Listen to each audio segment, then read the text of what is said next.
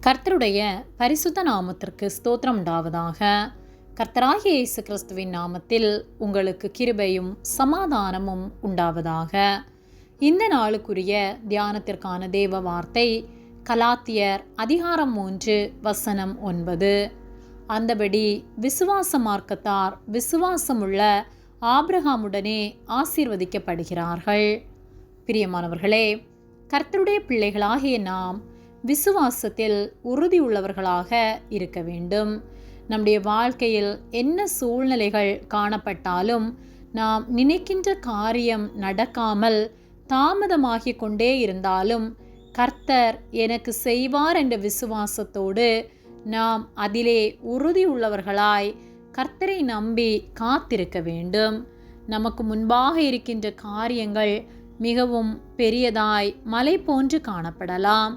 இந்த காரியம் என்னுடைய வாழ்க்கையில் நடப்பதென்பது கூடாத காரியமாய் நாம் எண்ணலாம். ஆனால் கர்த்தர் நினைத்தாரானால் அது மிகவும் லேசான காரியம். அவருக்கு சித்தமானால் நம்முடைய வாழ்க்கையில் அது நிச்சயமாக நடக்கும். அதை மாற்ற ஒருவராலும் கூடாது. கர்த்தர் நினைத்த காரியத்தை கர்த்தர் நிச்சயமாக நம்முடைய வாழ்க்கையில் நடத்தி தருவார். ஆகவே சூழ்நிலைகள் எப்படிப்பட்டதாய் காணப்பட்டாலும் நாம் உறுதியுள்ளவர்களாய் கர்த்தரை சார்ந்து எப்பொழுதும் அவரையே நம்பி இருப்போமானால் நிச்சயமாக நம் வாழ்க்கையில் அற்புதம் நடக்கும். கலாத்தியர் 3:9 அந்தபடி விசுவாச மார்க்கத்தார் விசுவாசமுள்ள ஆபிரகாமுடனே ஆசீர்வதிக்கப்படுகிறார்கள் என்று சொல்லப்பட்டுள்ளது. விசுவாச மார்க்கத்தார் தான் ஆசீர்வதிக்கப்பட முடியும். ஆபிரகாம் விசுவாசமுள்ளவராய் காணப்பட்டார். தன்னுடைய முதிர் வயதிலும் கர்த்தர் தனக்கு வாக்கு பண்ணினபடி தனக்கு ஒரு பிள்ளையை தருவார் என்ற விசுவாசத்தில் அவர் உறுதியாய் காணப்பட்டது நிமித்தமாய் கர்த்தர் ஆபிரகாமின் விசுவாசத்தை கனப்படுத்தி அவரை ஆசீர்வதித்தார். ஆபிரகாம் நீதிமானாக எண்ணப்பட்டார் என்று வேத வார்த்தை சொல்லுகிறது. அப்படியாகத்தான் நம்முடைய வாழ்க்கையிலும் காலம் தாமதமானாலும் கர்த்தர் எனக்கு சொன்னதை நிறைவேற்றுவார் என்று சொல்லி ஆபிரகாமை போல நாம் கர்த்தரை விசுவாசிப்போமானால் நிச்சயமாக கர்த்தர் நம் வாழ்க்கையை ஆசீர்வதிப்பார். ஆபிரகாம் கர்த்தரிடத்தில் தன்னுடைய உலகத்தின் காரியங்களுக்காக மாத்திரம் சார்ந்து நிற்கவில்லை. ஏனெனில் ஆபிரகாம் கல்தேர் தேசத்திலே வாழ்ந்து கொண்டிருந்த போது கர்த்தர் யார் என்பதை அவர் அறிந்திருக்கவில்லை.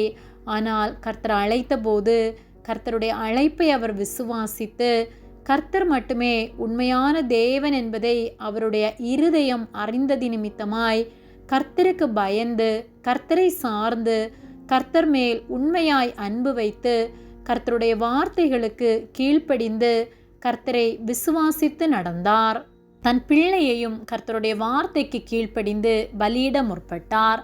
நம்முடைய இருதயத்தின் ஆழங்களை அறிகிற தேவன் ஆபிரகாமின் இருதயத்தை அறிந்து ஆபிரகாம் கர்த்தருக்கு உண்மையாய் வாழ்ந்தது நிமித்தம் ஆபிரகாமை அவருடைய சந்ததியை கர்த்தர் ஆசீர்வதித்தார். அப்படியாக நாம் நம்முடைய காரியங்களுக்காக சுயநலத்தோடு கர்த்தரை சார்ந்து இருக்கிறவர்களாய் இல்லாமல் கர்த்தரை உண்மையாய் நேசிப்போம். நமக்காக எவ்வளவோ காரியங்களை நம்முடைய வாழ்க்கையில் அவர் செய்திருக்கிறார். அவருடைய கிருபை இல்லாமல் நம்மால் நிலை நிற்க முடியாது. ஆகவே அவருடைய அன்பை உணர்ந்து சூழ்நிலை எப்படிப்பட்டதாக இருந்தாலும் வாழ்வானாலும் தாழ்வானாலும் கர்த்தரை நம்பி கர்த்தரை பற்றி கொண்டு வாழ்வோம்.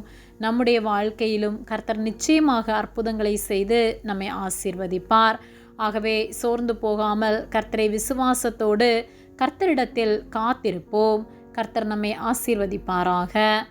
ஆமேன்.